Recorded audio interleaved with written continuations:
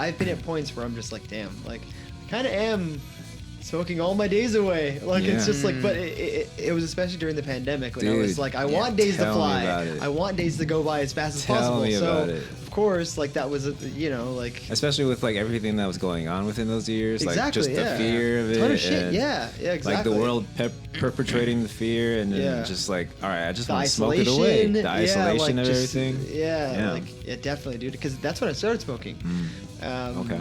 So it's trippy. He was so. He's been the sober guy forever. Just straight edge. And fucking I love that, though. COVID had him so bored. Exactly, it was boredom. That's the effect of the boredom drove him into smoking weed. It's not even like a cool story. I got into it too. Yeah, exactly. Like it's not even like this like a coping mechanism. Like a good story of like I went through some shit. It was just like it's a good story.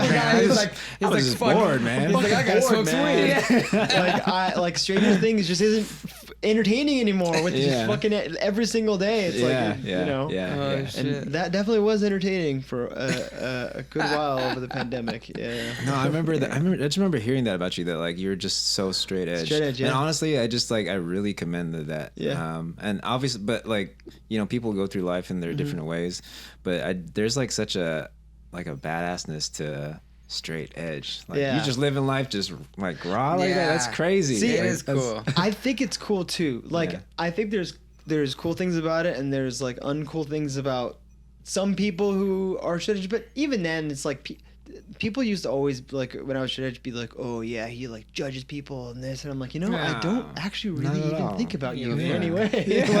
like all my friends smoke weed and drink, like you know what I mean. So I don't really see a difference, especially because like I feel like when you're straight edge, you just don't really wanna like, So that's why I'm like, it's cool, but at the same time, it's like. I'm working my way to get to there. But that's good. See, working my way. That to me is a little bit more. I like, not that I don't respect people who are straight edge, like that's cool too, but it's really commendable because like no matter what it is, like no matter if it's like I see weed as like a recreational thing and like you see it as like something else, like it's really admirable to be able to have something that you really like and push it out of your life to make it better. Like that's hard, dude. That's fucking hard. Like so many people can't do that, and that's a big issue in most people's life is they can't push away bad things, and so it's awesome, dude, that you're able to do that. Oh, I appreciate that. I mean, it's like that's what addiction is, right? Yeah. It's like it's nothing to shame about, but it's also something to understand that like people go through those things like on a daily, whether it's just like caffeine, whether it's like sweets or like there's a particular food that you people like. Have their habits. They have their addictions, but some of them are just more detrimental to your life than others, and it's just up to you if you want to assess it in that way. Yes. So. Yeah, exactly. It's like a it's up to you. As long as you understand what you're getting into and what you're doing to your life, then have at it. Exactly. But I also agree that addiction is something to understand, and it's not something to judge at all. Like almost everybody struggles with addiction in some form. It's not like other people are worse because they have like more life-threatening addictions. You know what I mean? Yeah. Like, an addiction's addiction. It's fucking tough, man, to quit something. It's one of the most swept under the rug like mental illnesses in like this day and age, because people love to like just highlight like the big things about mental illness, but like there's so many people that go through a lot of addictions. So dude. Just trying to take it one by one. For me. Exactly. Yeah, that's smart. But anyway. Yeah, we kind of just went into it. We went into it. That was a good. Talking about addiction. Talked about all the things we're addicted to. Hell yeah. No, shit. Maybe we will talk about the things we're addicted to. But anyway. All right. We are here. What is up? Once again. It is the PP Podcast, the Planet Podcast, with your host, Brantendo 64. We're gonna get my lower third flashing here right in front of me. Yes. That's great. And I'm your other host, DARYLD. And of course, as you might have noticed right now, that AXEL's not here. He has been replaced with Brantendo 64. Shout out Brantendo 64 once again. Brantendo 64 is the co-host of tonight's episode. Axel couldn't be here. He has to be in Boston, or actually now he's in North Carolina. North Carolina, I think he said, which is like so not Boston. But I was like, what? Yeah, so Axel had to be gone for his job. So now we have Brantendo 64 filling in for him tonight, which is perfect because Brantendo 64 happens to be a very close friend of our guest tonight, and I'm a close friend of his as well. And an old-time friend. This is a childhood friend of ours.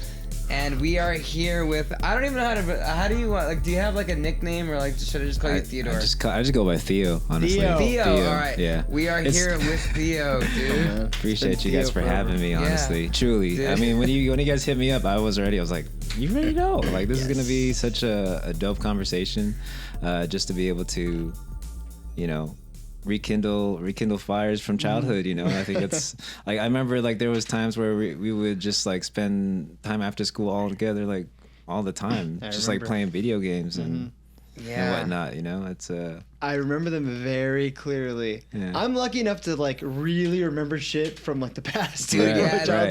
You have a key memory. Okay. That's our thing is we remember childhood shit. We do. That's fire. Closely. That's fire. I love that. I super admired that because I never had brothers. I've always had like super older sisters, like 2 generations older, but to have like brothers like in the same kind of age bracket as you is that's fire. That's fire, honestly. How old are your sisters? They're about like 40, 45 now. Oh, damn, so they're 2 generations older.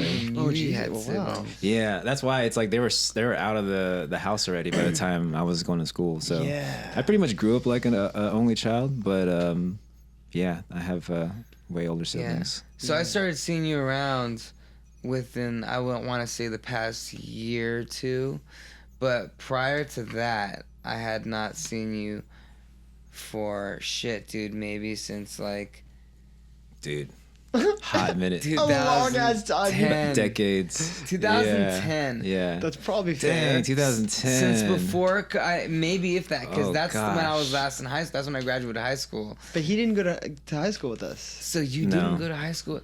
So like, dude, we're talking 2006, dude. For you. You didn't go to high school with us at all? No, because I moved to. In middle school, I moved to the Valley, San Fernando Valley. Okay. I went to Sepulveda Middle School, and then I went to high school in St. Genevieve High School, which is in Panorama City. Kind of close to Van Nuys. You're far from us. I was definitely really far from. I went from valley to valley, basically. The entire. So then, last I saw you must have been like 2005 or 6. Yo. Holy shit. That's wild. So that's 2015, 16, 17, 18, 19, 20, 22, 23. How many years is that? What was happening in 2006? Oh my goodness. I don't know. That's a long time, dude. Middle school times, It's a long time. It's kind of around the same with him. Yeah. What's nuts, dude, is like, I remember when you first got interested. I was there witnessing when you first got interested in dancing, dude. And I noticed this, like, there was like a birthday party or 2 where, we were in middle school, man. So like I was in 8th grade and you guys were in 7th grade. Right. And like there was a birthday party or 2. There was just dancing going on, and this is when kids are starting to do this just about. And like I just see you getting in there. And I don't remember what you're fucking doing, dude. You're going in there doing some shit. I barely know half the time when I'm going in there. Yeah. I barely know. But when you went in there, bro. I just remember, like, even though, like, you weren't a great dancer at the time. You were a kid and you were just starting and you were just interested. But, like, you were really enthusiastic about it, dude. You went in like, dude, I know how to. I'm glad. You know what I mean? So it's crazy just to like, I just remember seeing that, and then just over the years, dude, like, even though we haven't spoke to each other since then, like, I've had you on social media. Right. Over the years, I've just seen you just develop into this fucking great dancer, and now you're doing all this good shit. I appreciate that. It's so, that's wild, dude. So how did you, like, from then on, how did you get into this, and how did you get so good at it? Well, I mean, it kind of started with that, right? Like, I had such a passion for it.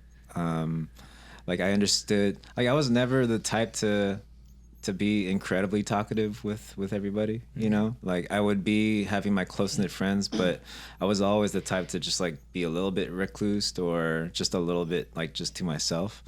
So I could never really express how I wanted to speak on things, whether it's emotionally or physically.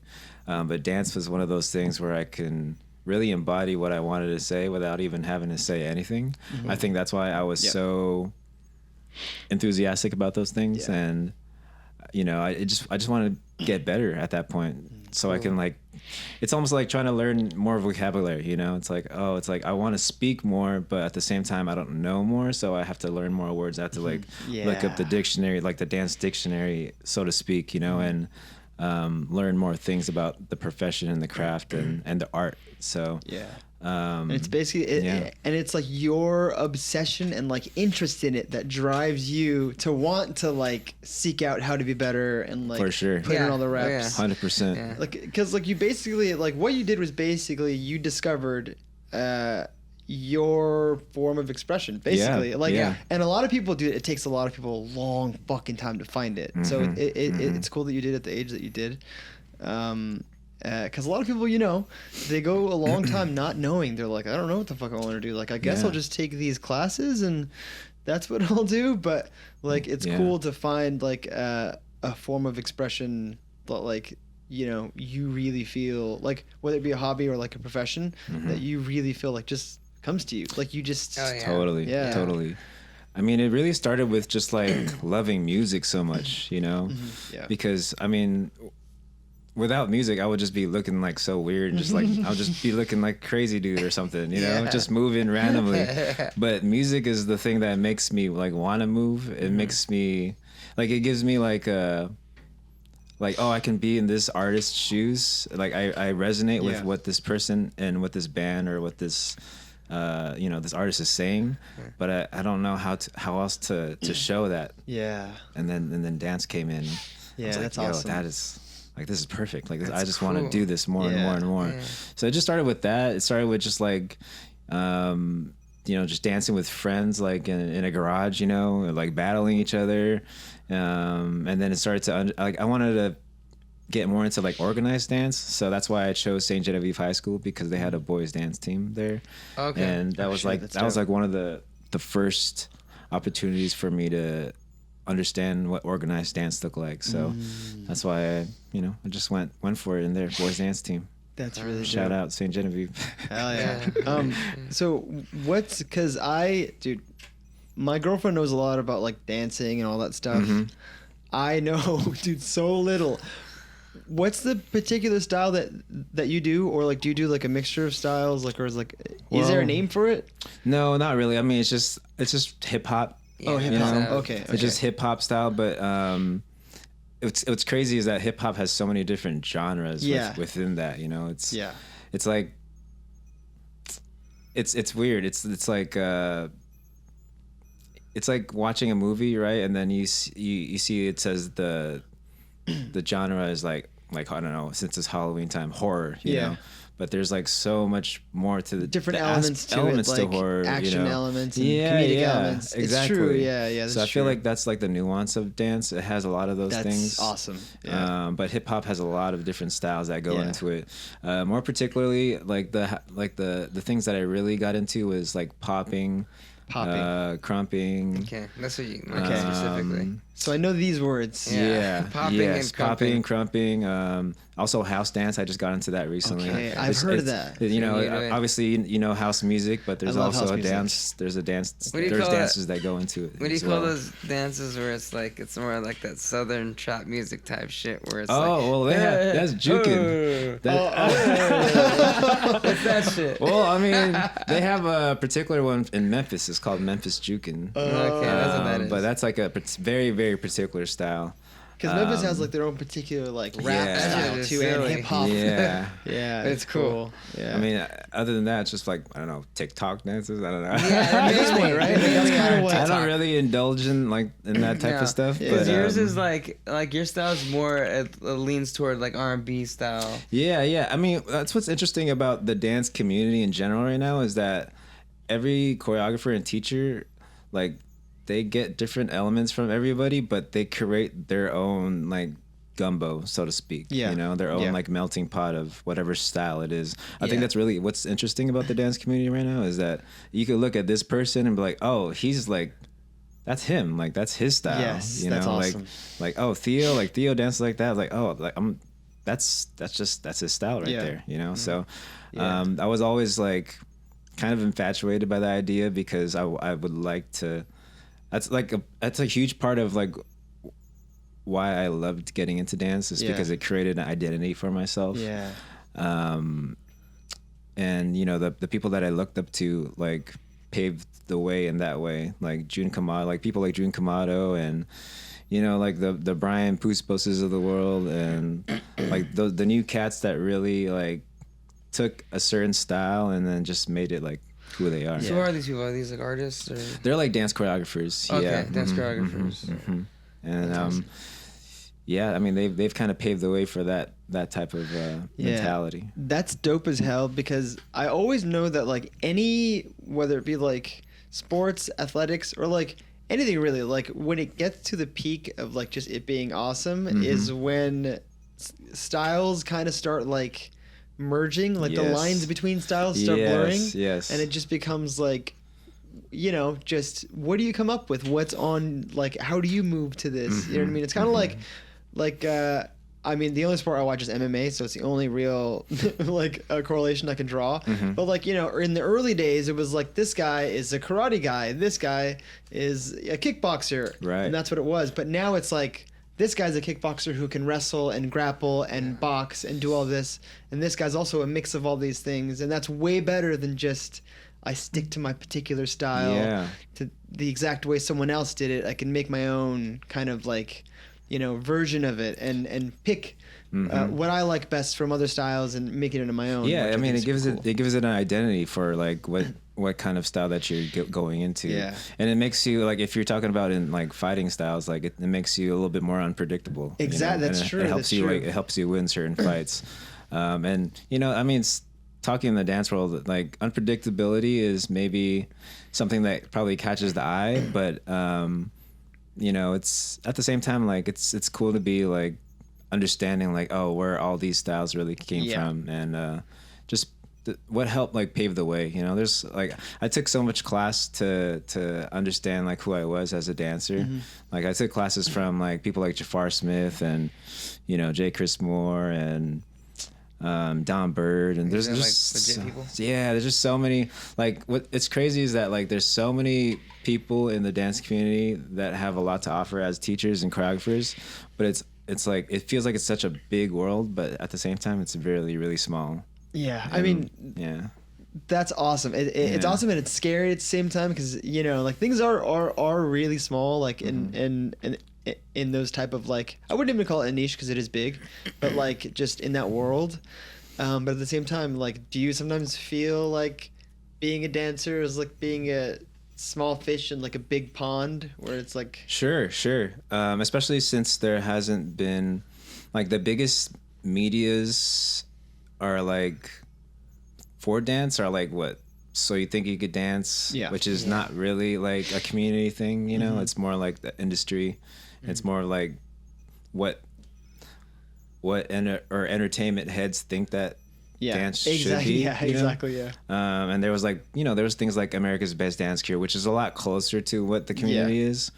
But yeah, I mean, there's, you know, it's a little bit small with our community, but at the same time, it's still growing at such a rapid pace.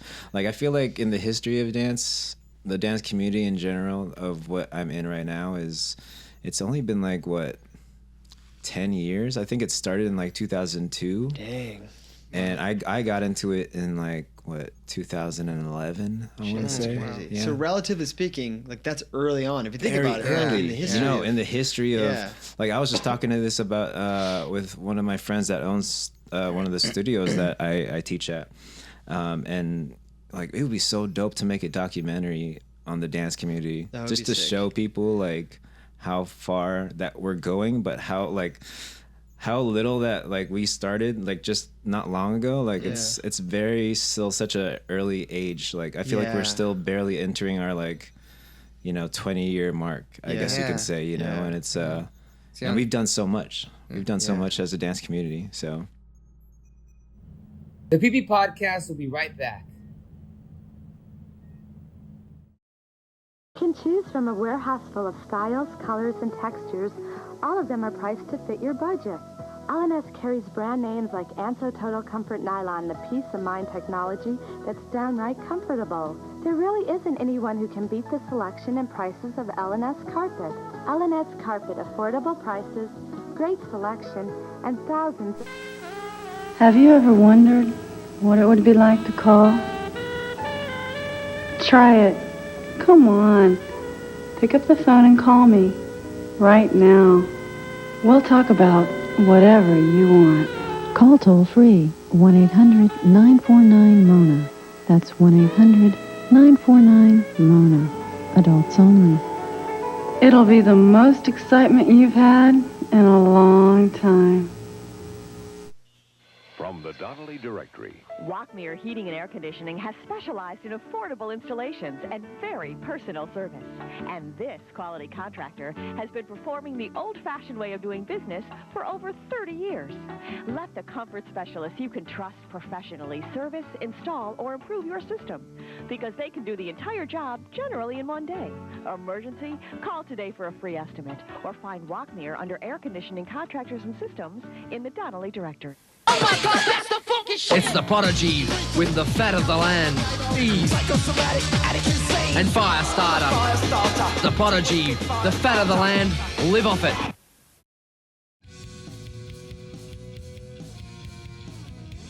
So when did you start teaching? And is that... So you started... When you started taking classes, was that at Snow Globe Perspective? Is that what that is? I came across Snow Globe Perspective in like the middle of my career. When I want to say 2015, which is around the time that when they started. Mm-hmm. But I started teaching around 2012. Oh, so earlier than that. Yeah, 2012, 2013. Wow. Yeah, I actually started teaching kids. Like that was my first teaching job. And I'll always say like teaching kids is one of the best experiences, but it will always like super humble you. And it just shows you how to be a better teacher, honestly, because it just shows complete patience and you have to truly be attentive, like truly be aware, as opposed to like when you're teaching adults, you're just like, like you're still attentive too, but not to the same attention as kids. Like you have to like really they're never like shitheads. Be connected. They like could tougher. They could be. They could be. They're definitely. I mean, there's definitely a lot of moments where teaching kids is a lot tougher, but that's where the humbleness and the humility part really comes in. Yeah. To make sure like you understand that like just because I'm a teacher, I'm not better than you. Yeah. I'm just trying to show you a way you can express yourself. You know? That's why I always like gear back to it, especially if I feel like I have trouble with like controlling a class. It's just understanding like, remember what I was like when I was a kid, and then how do I like, I guess heal that side of me or not heal, but like just understand like where they're coming from. Because like when I was a kid that age, sometimes I would just act out randomly too, and sometimes you just need to just understand like, okay, this is just how they're at, so just be graceful with it, be patient. So, I mean and what you said is it's probably true, man. Like if you can teach young kids, you can probably teach anybody, because like an adult is somebody who's probably paying with their own money, and they know what they want out of it, and they either want to participate or they don't. So it's very simple. But for a kid, it's like you could get through to them, but it's gonna take work, for sure, a lot of work to get through that. So, but it's so incredibly fulfilling when you get that eureka moment with the kids, like when they're enjoying themselves and they're having fun, and like the reason like you started when you were a kid, like you could see it in their eyes. Like that's like a teacher's joy. Honestly, it's so incredibly fulfilling. So that's cool. I would never regret or like angst against teaching kids. I actually love teaching kids. So that's rad, dude. That's awesome, and it's awesome that you could, because I feel like a lot of people probably are not, like, even people that taught me when I was younger, like, not fit to like teach kids. When I look back, I'm like, damn, they said that to me. Yeah, I've had some teachers say some shitty shit to me, dude. One time I was in fucking, I think I was in like kindergarten, dude. I have this fucking memory. I have a scar on my tongue. It's like a little dot on like the right side of my tongue. I've had it since I was little. And the reason why I have it is because I remember sitting like in the office in like my elementary school from when like I was in kindergarten, and I remember this lady came in. I don't remember how I knew her either. She was a teacher or just like some administration lady that like I just remembered seeing every day. But like she walked into the office, and she had a toothpick in her mouth. And I was like, "What is that?" Not the toothpick. Yeah, I was like a little kid. Like I was like, I don't know what a toothpick was. Like to me, I thought it was like some sort of like piece of candy or like a lollipop. So like I was like, "Oh, what's that?" And she was like, "Oh, it's a toothpick." I was like, "What's a toothpick?" And she was like, "Let me show you." And she went like this. Fucking stabbed me in the tongue, dude. No way. Bitch stabbed me in the tongue. Who did that to you? Some fucking lady, dude, in the office at Sure. Wait, for real? And Dude, since then, I've had like foul. a little scar What I the have fuck? never in my heard. tongue. I have never heard any I teacher remember that do that. story That's crazy. from a long ass time ago, but now I'm like, wait, that actually happened. yeah. And since then, Dude. and now that I'm an adult, I'm like, what a bitch. What a bitch. You were assaulted. Dude, I mean, With- it kind of is a testament to like just the public school system, and Dude, you are subjected to whoever the fuck passes the tests that they give them. I don't know, like that's. Dude, I think they just let anybody in. dude, I don't even know if we're. Yeah, I really dude, just think so. At some points, yes. I mean, don't get me wrong. Like it's awesome. Like it's a noble job to be a professor or teacher. Like if you are there with good intentions. Right. But there are some fucked up people in the world, and at the same time, I'm pretty sure a lot of the shitheads that I dealt with as teachers We can talk about probably Eric just having an Burgess. off day. I know Eric Burgess. You know who Eric Burgess is? No. Because you didn't go to Wilson High School. No. So, Fuck you, Eric Burgess. fuck Eric Burgess. We can talk about this on this podcast. Kiss my ass. Eric Burgess is a teacher that we had at Rosemary High School. Okay. And there was a couple teachers that were considered like the cool teachers because they were the funny ones, and like every Halloween like they would have the funny costumes. Right. Like at every what is it called? What do you call it when all the kids go to the auditorium for some fucking Could thing? we get sued for talking about this? I mean, I'll cut out what I'll do some googling. And cut out what I need to cut out. yeah. But for now, let's just free reign. Fuck you, Yeah. Burgess. Yeah. But fuck Burgess.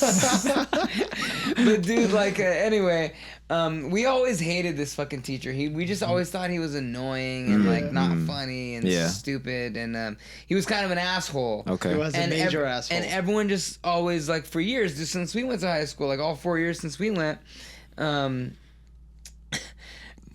we just thought he was a stupid douchebag and sketch. Sure. Like, so I thought it was sketch, but it was just about 2 years ago that he got like allegations against him about like messing around with like a young girl at the school. And it turns out he's been doing this shit for years.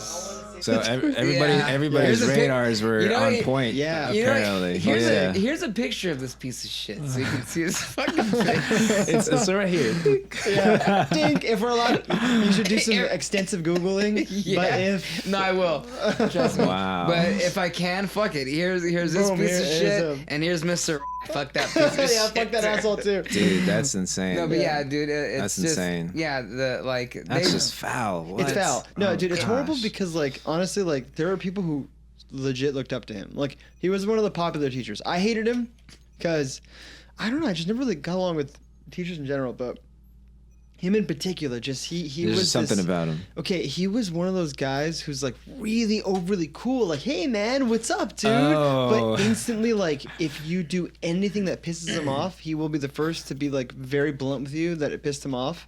And he'll be an asshole about it. Like, why the fuck did you do that? Don't do that. If you do that again, this like it's like the flip of a switch. Wow. Yeah, and he was just like that, and other people I guess forgave him for it, but I was just like, fuck him forever for that. I hate him because he was an asshole to me once. You just smell the fraudulence. Yeah, well he straight up yelled at me once. I mean, that's a story for another day, but yeah. Anyway, fuck that guy. Wow.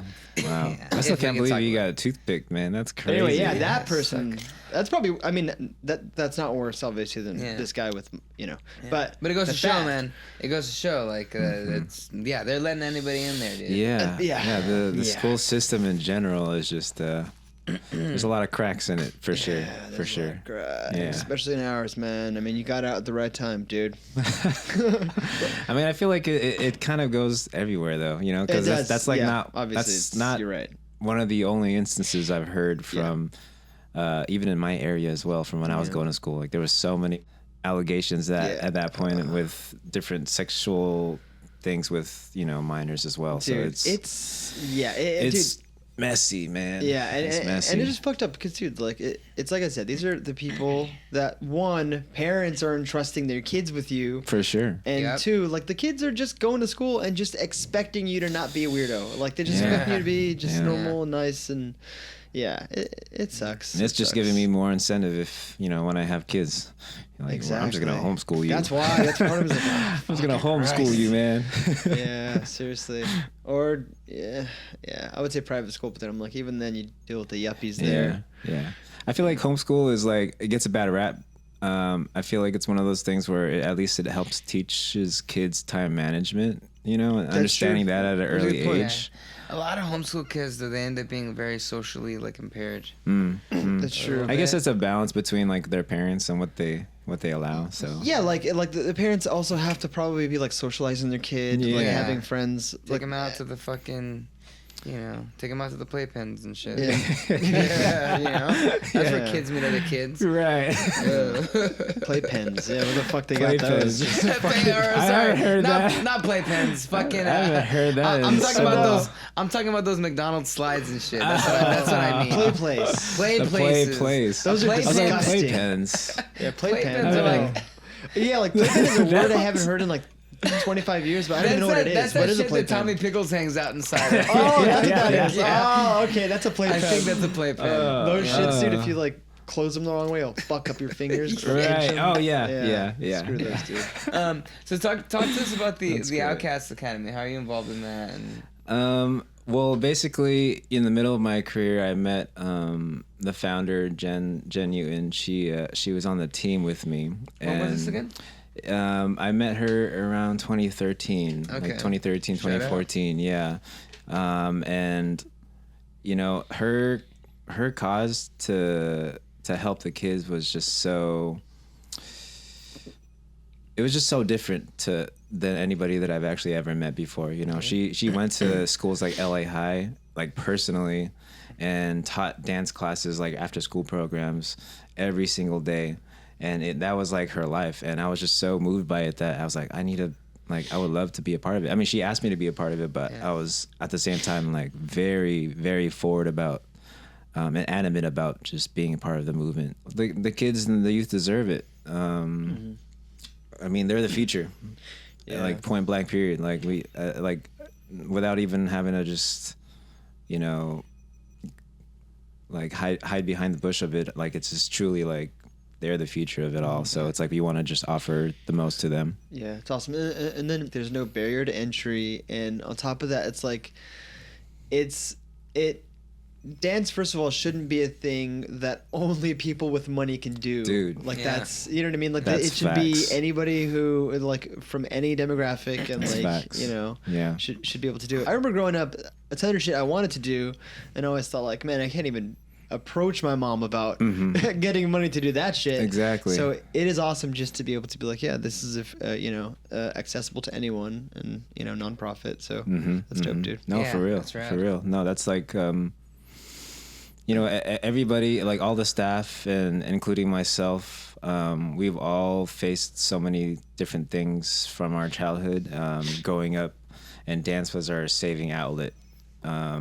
To help us get away from those things, whatever like traumas that we went through as kids or whatever troubles that we were just going through, like dance was always there. So that's never really gonna stop with like every generation. Like they're always gonna have problems. They're always gonna have troubles. I love Outkast. That's awesome, dude. That's just them, man. I love it. But right now you're with Snow Globe is the main thing, right? So yeah, Snow Globe is one of the main spots that I teach at right now. That's definitely home studio for just from like I've been rocking with them for a good hot minute now since 2015. Those videos are fucking awesome. I love them. Appreciate that, They're man. awesome. Appreciate Videos that. are awesome, dude. I appreciate that. Yeah, we are also like in the same kind of mentality of like just trying to offer the community an open space to just be ourselves, but more importantly, it's just like a spot that we can just chill, you know, and just like just kick it, because like I feel like the hustle is like so glorified nowadays, especially with dance culture. Like there's not really opportunity for people to actually truly connect and like have community with each other.